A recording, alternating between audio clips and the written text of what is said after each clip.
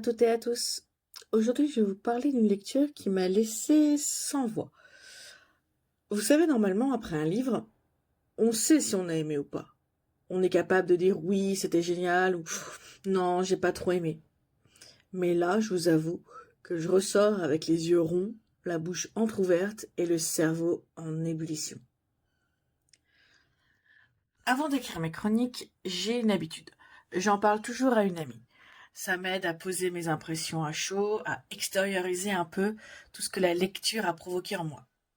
Et cette fois, quand elle m'a demandé «Alors, raconte-moi», j'ai simplement répondu que j'étais mi-figue mi-raisin. Et rien que cela, c'est déjà étonnant. Parce que d'habitude, je déborde d'enthousiasme. Il faut trop que je te raconte le dernier livre que j'ai lu ou écouté. Alors, pourquoi tant d'incertitude? Eh bien, je vais essayer de vous expliquer.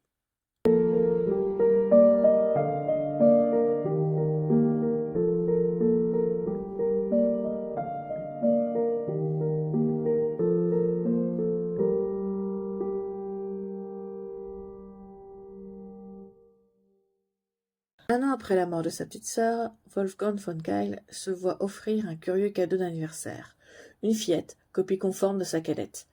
Au fil des années, un lien malsain se tisse entre Wolf et Katharina. Elle lui est interdite, parce qu'elle vit sous le même toit, parce qu'elle porte son nom. Pourtant, dans ce manoir hors du monde, l'amour s'apprête à prendre la plus immorale de ses formes. Sera-t-il capable de garder le contrôle? Les von Keil dissimulent bien des secrets dans le manteau de la nuit, jusqu'à commettre l'irréparable. Alors, aucun retour en arrière ne sera plus permis.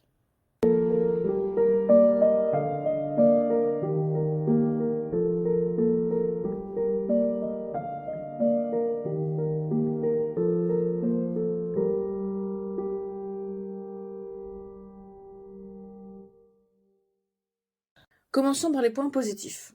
D'abord, il faut le reconnaître, certains aspects de ce livre m'ont énormément plu. Tout d'abord, le développement des personnages. Par exemple, on en voit un qui commence dans la folie pour se reconstruire partiellement, pendant que l'autre, au contraire, glisse petit à petit vers la démence. C'est fascinant à suivre. Ensuite, j'ai adoré les rebondissements, les révélations. Il y a un vrai côté thriller, avec ses surprises destillées au fil des pages, ou plutôt au fil des minutes d'écoute, dans mon cas.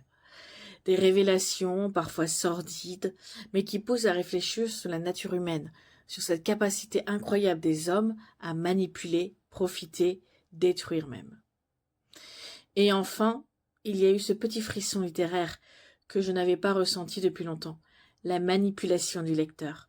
Vous savez, ce moment où l'auteur vous balade, joue avec vous, vous fait douter. Eh bien là, ça a parfaitement fonctionné. Et franchement, chapeau. Bien sûr, tout n'est pas parfait. D'abord, un souci technique. Dans la version audio que j'ai écoutée, il y avait des répétitions qui ont un peu cassé le rythme et rendu l'écoute moins fluide. Rien de dramatique, mais c'est dommage. Ensuite, j'ai trouvé le début assez long. Il faut attendre un bon moment avant que tout s'accélère. Et quand ça démarre enfin, ça va très vite. Peut-être trop vite. Un petit déséquilibre qui m'a laissé un peu frustrée. Mais bon, pas de quoi bouder à mon plaisir. Et enfin, ce qui m'a le plus dérangé, ce sont certaines facilités scénaristiques. Je sais, c'est une fiction. Ce n'est pas censé être réaliste à 100%. Mais comme j'étais plongée dans l'histoire, ces raccourcis m'ont un peu sorti du récit.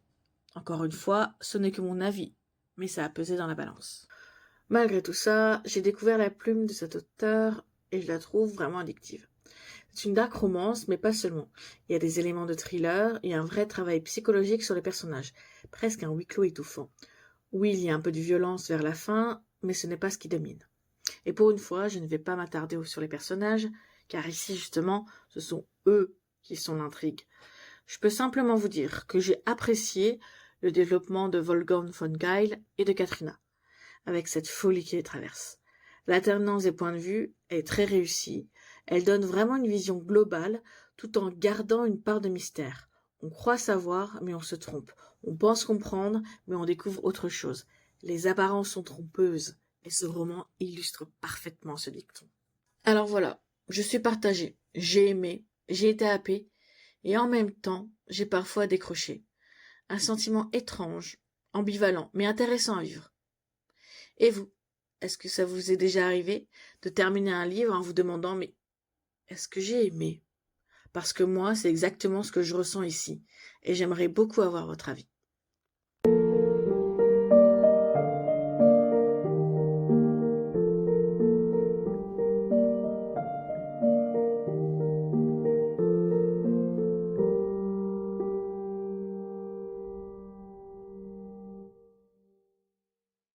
Avant de conclure, j'aimerais partager avec vous un texte qui figure dans le livre et qui, je trouve, résume parfaitement l'ambiance. C'est sombre, c'est violent, et en même temps, il y a une forme de beauté fragile.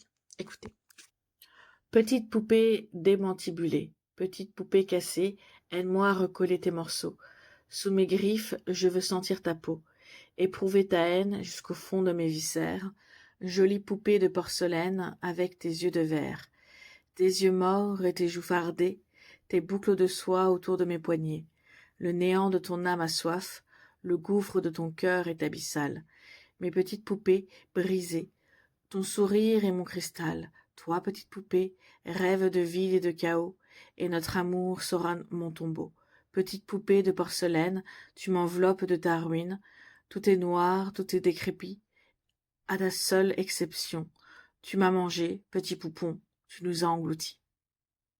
Voilà, ce poème à lui seul illustre ce que je ressentis, le mélange de fascination, de malaise, de beauté et d'horreur. Alors, est-ce que je recommande ce livre? Oui, je crois que oui. Surtout si vous aimez les histoires sombres, psychologiques, avec un brin de thriller et beaucoup de tension. Mais attendez-vous à ressortir de votre lecture un peu déboussolé, comme moi. N'hésitez pas à me dire si vous aussi vous avez déjà eu ce genre d'expérience de lecture paradoxale, où on aime et on doute à la fois. Ça m'intéresse énormément d'échanger avec vous. À très bientôt pour une nouvelle chronique.